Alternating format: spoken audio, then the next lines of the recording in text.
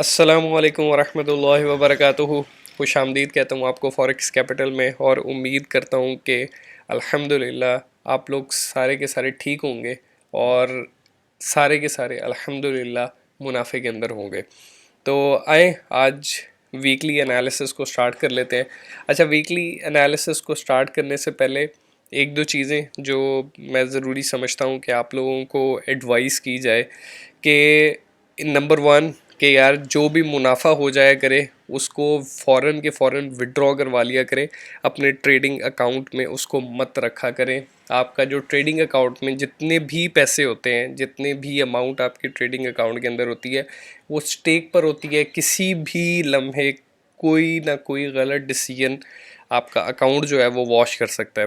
تو make sure کہ decision اچھا لیں، وائزلی لیں، اور اس سے پہلے اپنی اسٹڈی لازمی کر لیا کریں. ٹریڈ کو ایگزیکیوٹ کرنے سے پہلے میرے انالیسس کو دیکھ لیا کریں.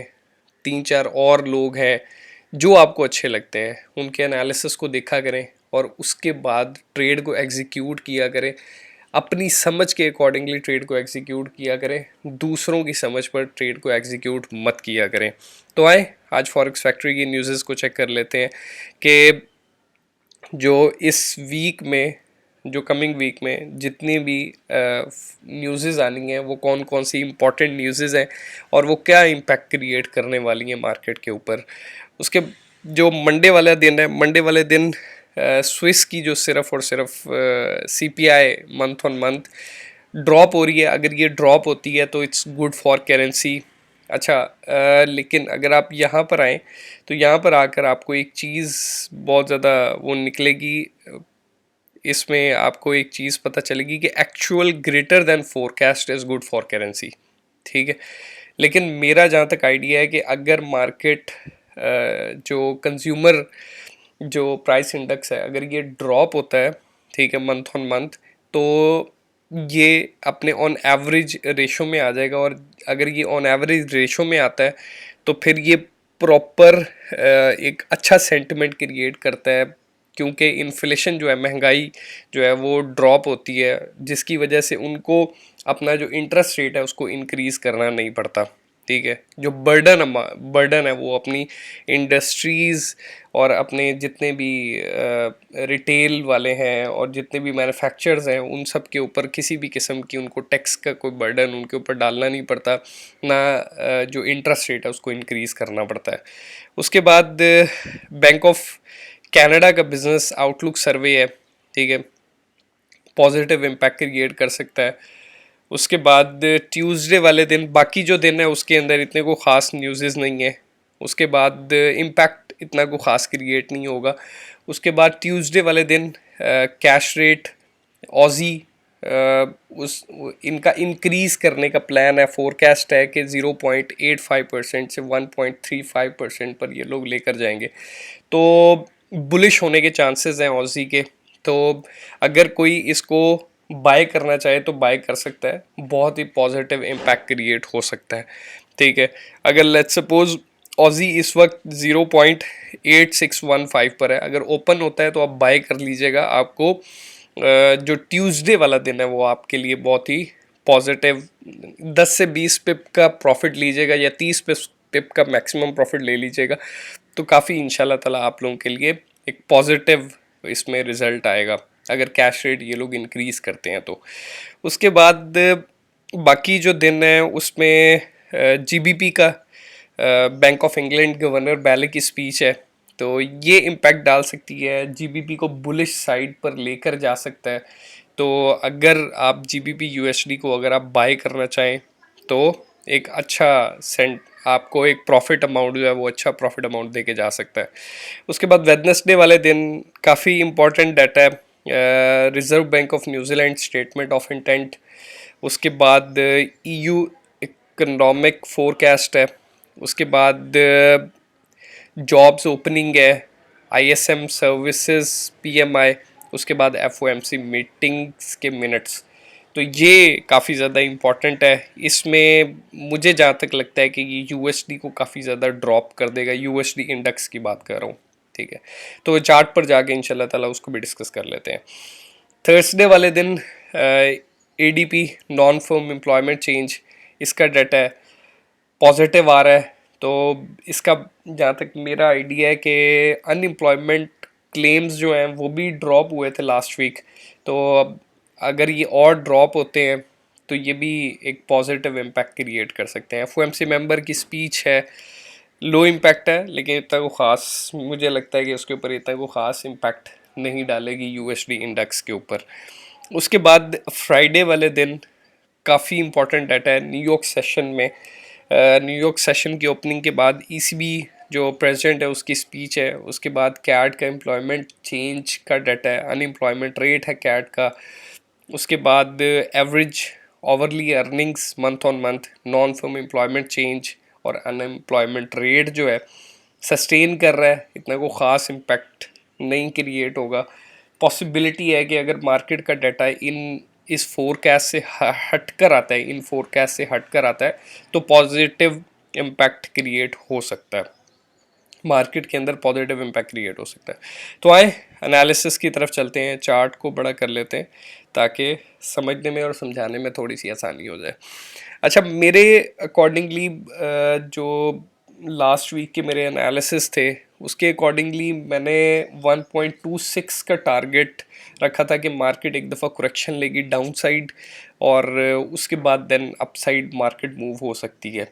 तो मेरे अकॉर्डिंगली अगर मार्केट 1.20 वाले जोन में दोबारा से आती है, अभी भी 1.2094 वाले जोन में अगर ये दोबारा से 1.2050 को ये क्रॉस करती है तो आप वहाँ से एक अच्छी बाइंग ले सकते हैं, बाइंग ले लीजिएगा और 1.2340 तक मार्केट के जाने के चांसेस हैं। ठीक है, तो मेरा जो GBP USD है उसके ऊपर जो मेरा सेंटिमेंट है वो ये है कि मार्केट जो है वो बुलिश हो जाएगी। जो बैंक ऑफ इंग्लैंड का जो गवर्नर है उसकी जो स्पीच है उसमें मार्केट की डायरेक्शन को चेंज किया जा सकता है, और अगर उसमें कोई पॉजिटिव कमेंट्स वो लोग कर देते हैं तो मार्केट चेंज कर सकती है अपना सेंटिमेंट। और बाइंग जो साइड है फॉर द सेफ साइड 1.2150 से बाइंग कीजिएगा, और सेलिंग मैं प्रेफर नहीं करूँगा कि GBP USD में आप सेलिंग करें, क्योंकि ऑलरेडी बहुत ही डाउन साइड इस वक्त जा चुका है। तो मार्केट इससे नीचे ड्रॉप होगी तो काफ़ी ज़्यादा प्रॉब्लमेटिक सिचुएशन में जा सकता है GBP। उसके बाद बिटकॉइन पर आ जाते हैं। बिटकॉइन यार मेरे अकॉर्डिंगली मार्केट दोबारा से रीटेस्ट कर सकती है अपने उसी लो को। लास्ट वीक में मैंने यही बात की थी, लेकिन मैं बहुत ज़्यादा उसमें पॉजिटिव हूँ कि मार्केट अपसाइड मूव करेगी। ठीक है, 25,000 तक मार्केट जा सकती है, लेकिन मार्केट एक दफ़ा दोबारा से उसी जोन को रीटेस्ट कर सकती है। ये भी पॉसिबिलिटी है कि मार्केट अपना लो नया लगा दे। ठीक है, जो BTC का जो न्यू लो है इन अ कमिंग डेज, ये भी पॉसिबिलिटी है कि ये नेक्स्ट वीक में एक नया लो क्रिएट करे और उसके बाद वहाँ से शूट हो जाए अपसाइड। तो मेरा जो टारगेट है, इनिशियल टारगेट, वो है 25,000। बाइंग जो है, बाइंग का जो बहुत खूबसूरत एरिया है, अगर मार्केट 22,000 से ऊपर अगर सस्टेन करती है तो आप 25,000 तक बाई कर सकते हैं। यूरो USD पर आ जाते हैं। यूरो ड्रॉप हुआ है, काफ़ी मैसिवली ड्रॉप हो रहा है, बैरिश कंडीशन के अंदर है। अगर मैं इसको ड्रॉ करना चाहूँ तो बहुत ही ईजी ड्रॉ हो जाता है। ये आप देख लें, मार्केट की कंडीशन देख लें। ठीक है, और आपको एक्सपोनेंशियल मूविंग एवरेजेस से भी आपको समझ आ रही होगी कि मार्केट की जो कंडीशन है वो बुलिश साइड पर नहीं है, बैरिश साइड पर है। तो मार्केट ड्रॉप करेगी एक दफ़ा दोबारा से 1.036 का जो एरिया है। ये भी पॉसिबिलिटी है कि मार्केट इस वाले लो को ब्रेक कर जाए, यानी कि जो 03 वाला लो है इसको ब्रेक कर जाए और 1.01 पर चली जाए मार्केट। ठीक है, पॉसिबिलिटी है, दोनों साइडों पॉसिबल है, लेकिन मुझे जहाँ तक लगता है कि दोबारा से इसी वाले एरिया को दोबारा से रीटेस्ट करेगी मार्केट और दोबारा से 1.06 वाले जोन में दोबारा से आ जाएगी। कंसोलिडेट कर रही है मार्केट, यहाँ पे कंसोलिडेशन की, ड्रॉप हुई कंसोलिडेशन की। ठीक है, दोबारा से अब जाके दोबारा ड्रॉप हो सकती है, दोनों साइडें पॉसिबल हैं। गोल्ड पर आ जाते हैं। गोल्ड अल्हम्दुलिल्लाह एनालिसिस मैंने किए थे 1800 के। ठीक है, तो मार्केट अभी बुलिश साइड पर नहीं है, बेरिश साइड पर है, ठीक है। बहुत ज़्यादा लोगों ने एक सवाल किया, बहुत ज़्यादा, जो मैं उस सवाल को दोबारा से आप लोगों को बता देता हूँ कि सवाल ये है कि यार जियो पॉलिटिकल सिचुएशन अगर बेहतर नहीं हो रही तो गोल्ड क्यों नीचे जा रहा है, ठीक है। बहुत ही मेजर क्वेश्चन है, ठीक है, कि क्रूड ऑयल जो है वो भी ड्रॉप हुआ है, लेकिन फ्राइडे में दोबारा से अपसाइड मूव हो गया था। थर्सडे में ड्रॉप हुआ था, उसके बाद फ्राइडे में दोबारा से अपसाइड मूव हो गया था। तो अगर जियो पॉलिटिकल सिचुएशन बेहतरी की तरफ नहीं जा रही, ठीक है, तो गोल्ड क्यों ड्रॉप हो रहा है? अगर वर्स्ट कंडीशन है तो गोल्ड को तो अपसाइड जाना चाहिए, ठीक है। तो मेरे भाई ज़रूरी नहीं है कि इसका जो इम्पैक्ट है, ठीक है, वो गोल्ड के ऊपर एज इट इज़ ऐसे ही पड़े जैसे जियो पॉलिटिकल सिचुएशन में शुरू में ये वाली जो कैंडल्स हैं, ये वाली जो कैंडल्स हैं, ये जियो पॉलिटिकल सिचुएशन का जो स्टार्ट था, जैसे ही वो स्टार्ट हुआ उसके बाद एक हाइप क्रिएट हो गई, ठीक है, कि ये ख़त्म हो जाएगा, फलां ख़त्म हो जाएगा, ये चीज़ शॉर्ट हो सकती है, ये चीज़ शॉर्ट हो सकती है, ठीक है। आपकी करेंसी सारी की सारी ड्रॉप कर गई, सिर्फ और सिर्फ यूएसडी सस्टेन कर रहा था। क्यों? क्योंकि वो लोग प्रिंट कर रहे थे, नंबर ऑफ, उन्होंने करेंसी जो है अपनी उसको प्रिंट किया है, जिसकी वजह से, और 130 120 मुल्कों में राइज है। तो डॉलर को उन्होंने सस्टेन करने के लिए, ठीक है, इन कमिंग 20 साल 30 साल के लिए और 50 साल के लिए, कि डॉलर की वक़्त को कायम रखा जाए, तो उन्होंने ये सारा का सारा जो ये प्रिंटिंग वाला सिस्टम है वो उन्होंने सारा का सारा चलाया, जो काफ़ी ज़्यादा इम्पैक्ट क्रिएट करवा गया। जो हमारा मुल्क है इसमें आप देख लें महंगाई की सूरत हाल, पूरे जितने भी यूरोप है, जितना भी एरिया है, जो इस वक्त इम्पैक्टेड है, ब्रिटिश इम्पैक्ट हुए हुए हैं, यूरो इम्पैक्ट हुआ हुआ है, ठीक है, तो सब ड्रॉप कर रहे हैं। तो गोल्ड भी अगेंस्ट हम लोग यूएसडी के उसको ट्रेड कर रहे होते हैं, तो जाहिर सी बात है अगर नंबर ऑफ करेंसी जो है अगर वो बढ़ जाती है तो जाहिर सी बात है वो ड्रॉप सिचुएशन में आएगा। और अभी जो जियो पॉलिटिकल सिचुएशन है वो अभी सस्टेन है, ना कोई इतनी को ख़ास वेयर्ड हो रही है, यानी कि जंग की सिचुएशन इतनी को ख़ास पर लॉन्ग भी नहीं हो रही। कभी कभी वो कुछ धमाका कर देते हैं और ऑल दैट, लेकिन यानी कि वो वाली सिचुएशन नहीं है कि आमने सामने फ़ौजें हैं और वॉर वाली सिचुएशन है, कंटिन्यूसली वाली सिचुएशन नहीं है जो यहाँ पर ये सिचुएशन थी।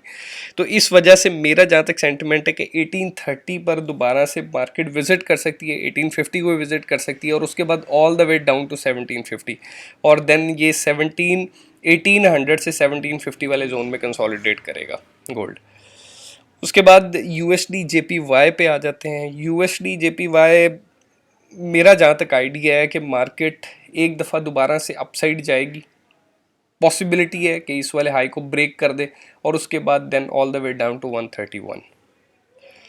डॉलर इंडेक्स पर आ जाते हैं। डॉलर इंडेक्स अपने हाई के करीब खड़ा हुआ है। मैंने लास्ट उस पर भी कहा था कि मार्केट अगर अगर लेट्स सपोज मार्केट यहाँ से पुल बैक करती है और अपसाइड की तरफ चलती है मार्केट, तो मार्केट अपने इस वाले हाई को ब्रेक कर सकती है, इस वाले हाई को, ठीक है, इस वाले हाई को ब्रेक किया, फिर ड्रॉप हुई, फिर अब हाई को ब्रेक करके मार्केट जो है वो दोबारा से इस वाले एरिया को अगर रीटेस्ट करेगी, ठीक है, ये जो एरिया है 104.50 के अराउंड जो एरिया है, अगर इसको रीटेस्ट करती है मार्केट, ठीक है, तो मार्केट देन इसी को फॉलो करती हुई देन 103 पर आ सकती है। पॉसिबिलिटी है कि इससे भी नीचे ड्रॉप कर जाए, 101 पर आ जाए, ठीक है।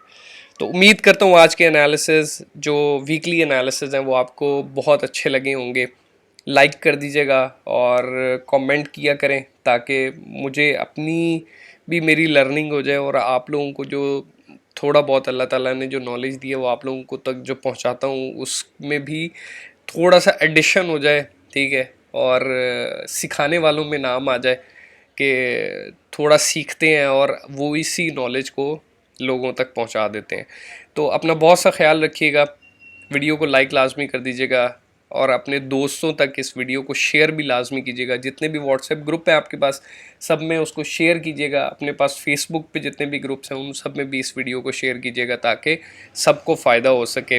अल्लाह हम सब का हामी व नासिर। अपना बहुत सा ख्याल रखिएगा। कल दोबारा मुलाकात होगी। अस्सलामु अलैकुम व रहमतुल्लाह।